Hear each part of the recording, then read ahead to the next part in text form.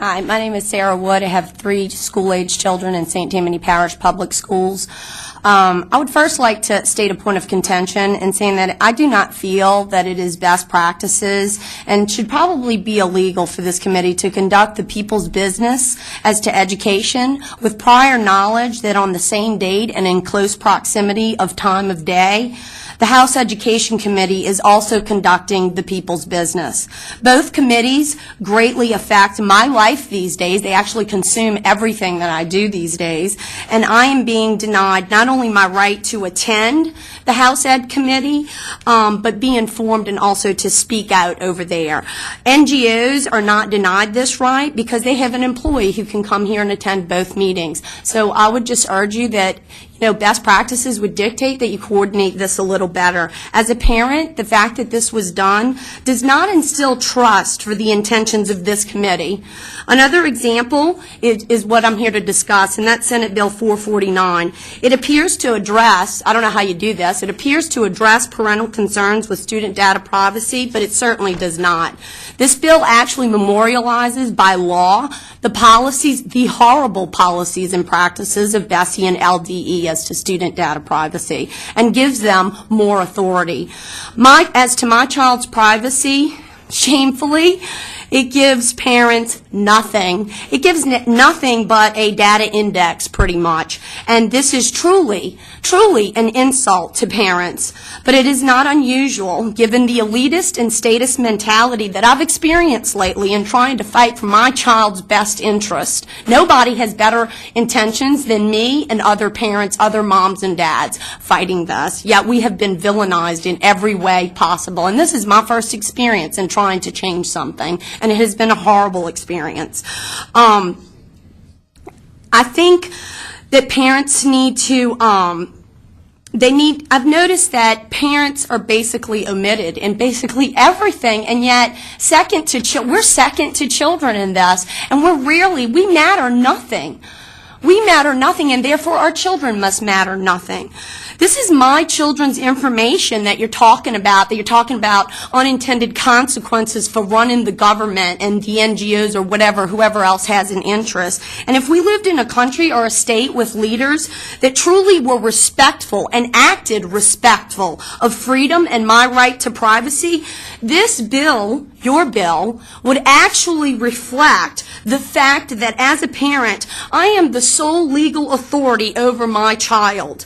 And you would attempt to restore my right to fully control the who, what, where of my child's information, including, of course, any and all personal information, the collection, storage, and sharing of that information.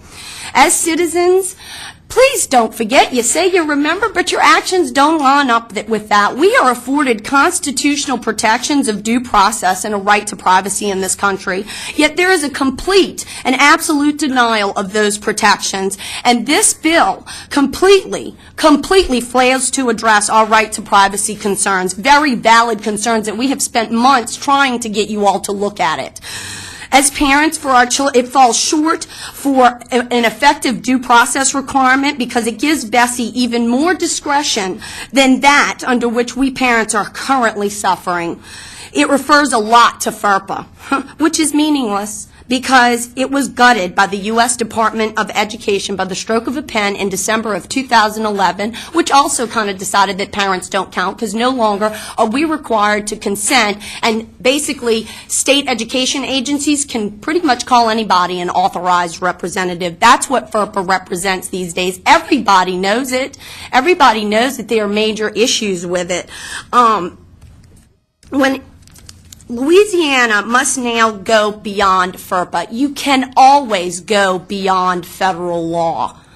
FERPA provides one thing. That does not stop Louisiana from going just a little bit further, or in my opinion, a lot further to protect my children's privacy who are currently vulnerable. I mean, does it not matter that our children's social security numbers were uploaded to a third-party vendor? Have you looked at that in-service agreement and what it states? How would you feel if your information, maybe we've become numb to that because the government just is in every aspect of our business. But I say the buck has to stop with our children. If we don't stand up for our kids, I don't know what we're doing here.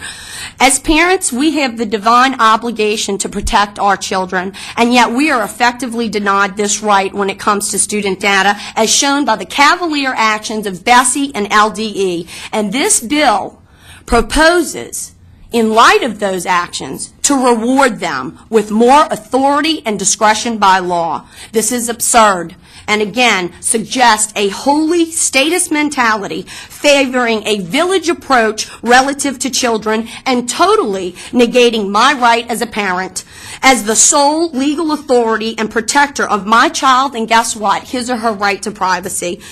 It is obvious with this bill that parents and children are effectively, again I'm saying, discounted in every way relative to student data information, and this is the vulnerable and powerless reality that this bill seeks to perpetuate by law. It doesn't seek to help it. I urge you to oppose this bill and seek to pass a bill that places children and parents first and foremost, rather than behind Bessie, LDE, and all the other government agencies and NGOs who seek to supplant us in way too many ways. By the way, in a traditionally free America, the way that we handle unintended consequences that burden these governmental agencies is with one word: consent. Consent from the person to whom that information belongs. And my children's information, guess what, belongs to me. It does not belong to the government. You know who early on streamlined the connection and uses of data collection and tracking children? Because that's what you're doing. Nobody's called it that, but you're tracking children. You're wanting to track them more and more. You're stating novel and ideal purposes for tracking them, but you're wanting to track them. I just want to remind you that very early on, the countries that streamlined the collection and uses of data and tracking were China and Russia. How far do you think that you can go before you no longer can deny to the masses that as to education, healthcare, finance, and just about everything else, your goal is to know each of us as government so that you can control all of us and where we go and what our destinies may be? I can't take this. Look at what the American individual has gotten with all this data. We've gotten less freedom and more government, no matter which way you